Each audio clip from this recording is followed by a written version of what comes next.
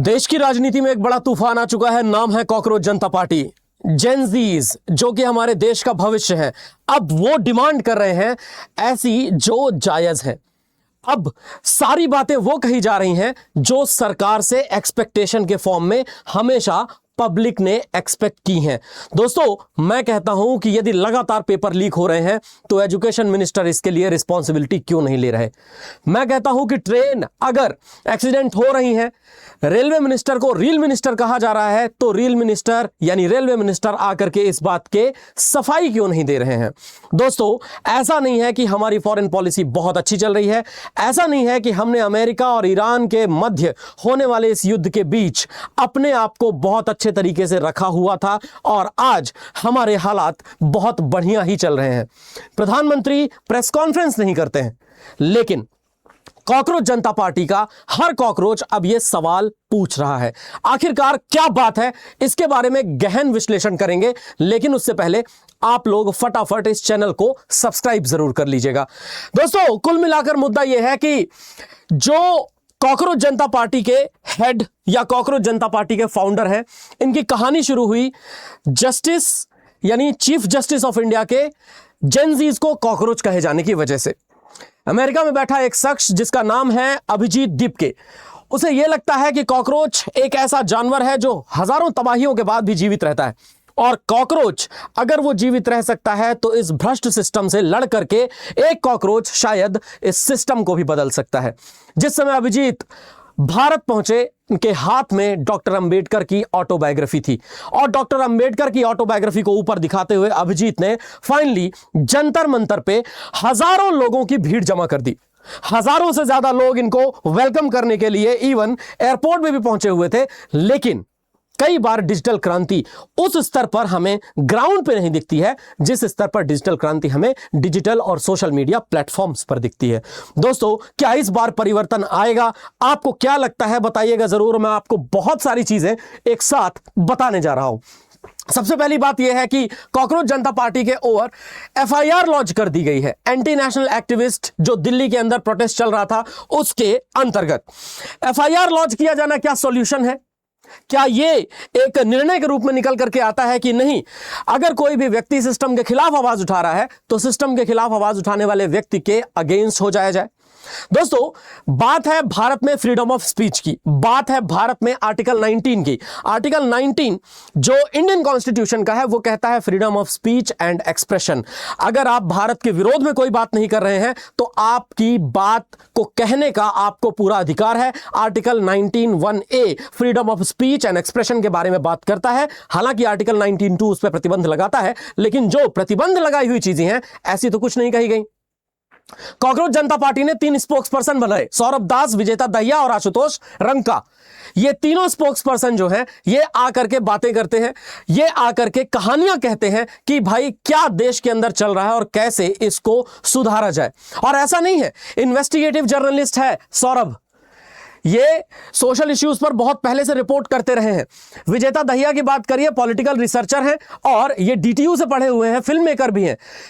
इन्होंने power of universe और to hell with that job नाम की बुक्स भी लिखी है। इवन आशुतोष रंका की बात करिए तो ये फॉर्मर स्टूडेंट है आईआईटी कानपुर के और लंदन स्कूल ऑफ इकोनॉमिक्स से पढ़े हुए हैं। तो ऐसा नहीं है कि ये बिना पढ़े लिखे लोग हैं जो अपनी डिमांड्स रख रहे हैं सामने, ये सब पढ़े लिखे लोग हैं जो अपनी डिमांड्स रख रहे हैं। और जेनजीज जो भारत का जेनजी है, जो भारत का जनरेशन जेड है, यानी कि वो सारे के सारे बच्चे जो 1998 या उसके बाद में पैदा हुए हैं, वो सब भी तो भारत के इकोनॉमी, भारत की पॉलिटी, भारत के इकोसिस्टम का उतना ही हिस्सा है जितना इसके पहले पैदा हुए लोग। और उनकी जो डिमांड है, क्या उनकी डिमांड्स को ऐसे ही ताक पर रख दिया जाएगा? 3 स्पोक्स पर्सन है।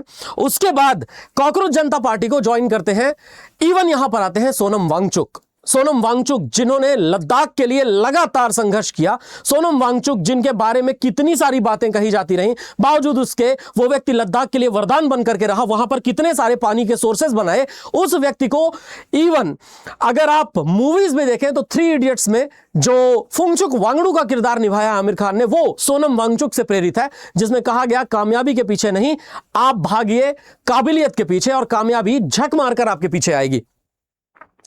दोस्तों ऐसे लोग अगर कॉकरोच जनता पार्टी में हैं तो क्या कॉकरोच जनता पार्टी केवल और केवल एक ऐसी पार्टी है जिसके ऊपर तुरंत एफआईआर कर दी जाए? एंटी नेशनल एक्टिविटीज कह करके इनके ऊपर एफआईआर की गई है।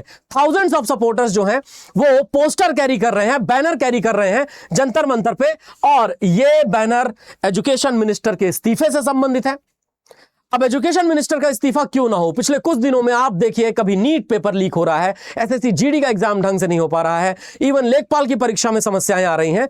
कौन सा ऐसा स्टेट है, कौन सा ऐसा राज्य है, कौन सा ऐसा यूनियन टेरिटरी है जहां की परीक्षाओं में समस्या ना आ रही हो?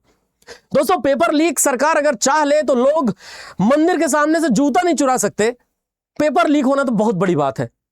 यह केवल ढीलापन है, जिस ढीलेपन की वजह से यह समस्या आकर के खड़ी हुई है, वरना मुझे तो नहीं लगता है कि सरकार के सामने किसी की कोई भी हेकड़ी चल सकती है। दोस्तों कॉकरोच जनता पार्टी जिसके बारे में बात कर रहा हूं उसमें अभिजीत सामने लेकर के आया भी तो किसको? सामने लेकर के आया भी तो डॉक्टर अंबेडकर की लिखी हुई ऑटोबायोग्राफी को। अभिजीत आए, अभिजीत ने यहां पे संविधान की किताबें लेकर के लोगों के साथ संघर्ष करना जारी रखा, और अगेन वही पोस्टर, धर्मेंद्र प्रधान इस्तीफा दो। धर्मेंद्र प्रधान मतलब बात हो रही है दोस्तों एजुकेशन मिनिस्टर ऑफ इंडिया की, और एजुकेशन मिनिस्टर का लगातार इस्तीफा मांगा जा रहा है। ये जो सारी कहानी है, ये कहानी वास्तविकता में हजारों लोगों के नहीं, लाखों लोगों के नहीं, मिलियंस ऑफ फॉलोअर्स जो कॉकरोच जनता पार्टी के हैं उनके अंदर के हृदय की बात है। यह बात है भारत के युवाओं की, यह बात है उन सभी पीड़ित लोगों की जो पीड़ित लोग सिस्टम से परेशान हो गए हैं, जिनको यह लगने लगा है कि यार सिस्टम अब क्या कर रहा है। नीट का पेपर लीक, और पेपर लीक ही नहीं दोस्तों, इसके अलावा चाहे जितनी आप एजुकेशन की समस्याएं देखिए, न्यू एजुकेशन पॉलिसी 2020 में आ गई, लागू होने के क्या सिस्टम है कुछ समझ में नहीं आ रहा। न्यू एजुकेशन पॉलिसी के अलावा और भी बाकी चीजें, एडिक्विटी एग्जाम पैटर्न चेंज कर देता है आकर के, और एडिक्विटी मतलब बेसिकली वेंडर था, वेंडर ने आकर के एसएससी सीजीएल के पूरे एग्जाम के पैटर्न को ही बदल करके रख दिया पिछले साल में। और एग्जाम का पैटर्न तो सेम रहा, बट एग्जाम के क्वेश्चन का पैटर्न चेंज हो गया।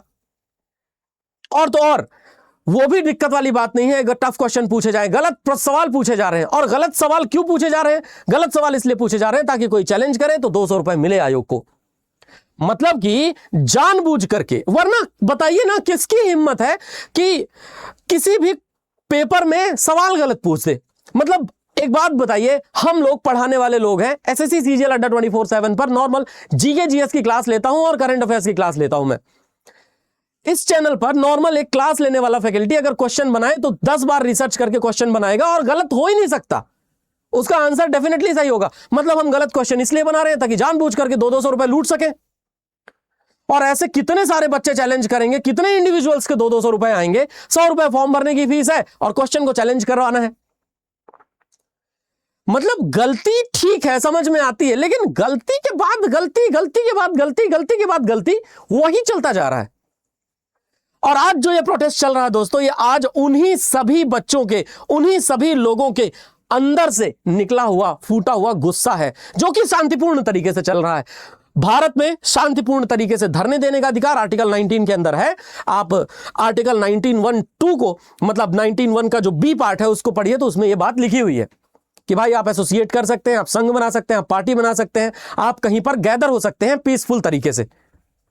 हर कोई कॉकरोच बनकर के घूम रहा है आज। और देश में क्या चल रहा है? देश में आज बच्चों को अपने भविष्य की लड़ाई लड़ने के लिए कॉकरोच बनकर घूमना पड़ रहा है। यह तो चल रहा है हमारे देश में। नीचे चौक से लिखा जा रहा है, धर्मेंद्र प्रधान मस्ट रिजाइन, इस्तीफा दो, इस्तीफा दो, इस्तीफा दो। एजुकेशन सिस्टम की बात करिए, कुछ नहीं, केवल और केवल किस पर बात चल रही है?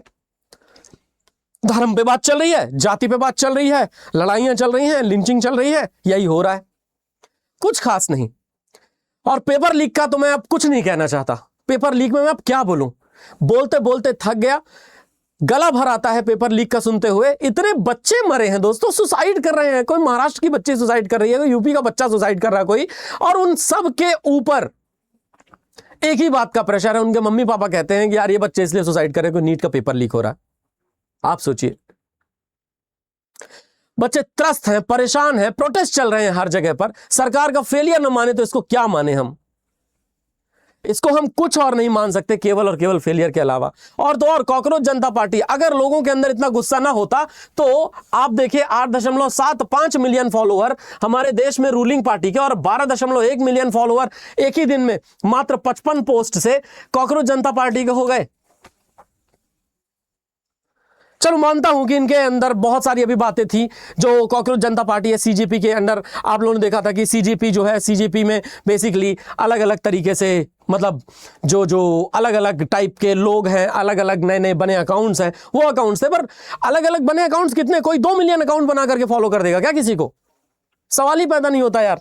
कितना ही आप बोलेंगे, कोई ना कोई तो जेन्युइन ही होगा ना। इसमें 12.1 मिलियन फॉलोअर्स है, तो चलो मैं मान सकता हूं कि कोई यार 400-500 अकाउंट बना करके फॉलो कर सकता है। चलो 4-5 हजार अकाउंट बना करके फॉलो कर सकता है, या मैं फिर भी कहूं चलो 4-5 लाख अकाउंट हो सकते हैं। फिर भी 12.1 मिलियन फॉलोअर का मतलब समझते हैं आप? 1,21,00,000 फॉलोअर, 12.1 मिलियन और 1,21,00,000 फॉलोअर में मान लो 2 लाख फॉलोअर हैं भी, लेकिन बाकी के लोग। कॉकरोच जनता पार्टी का एग्जैक्टली क्या भविष्य है, फ्रीडम ऑफ स्पीच का एग्जैक्टली क्या भविष्य है भारत में, ये आप लोगों से जानना चाहता हूं मैं। तो आप अपने विचार जरूर कमेंट्स में साझा करिए और इन मुद्दों को उठाने के लिए मेरे साथ जुड़े रहिए इसी चैनल पर। हम मिल करके लगातार मुद्दे उठाते रहेंगे, हम लगातार बात करते रहेंगे। धन्यवाद दोस्तों, जय हिंद, जय भारत।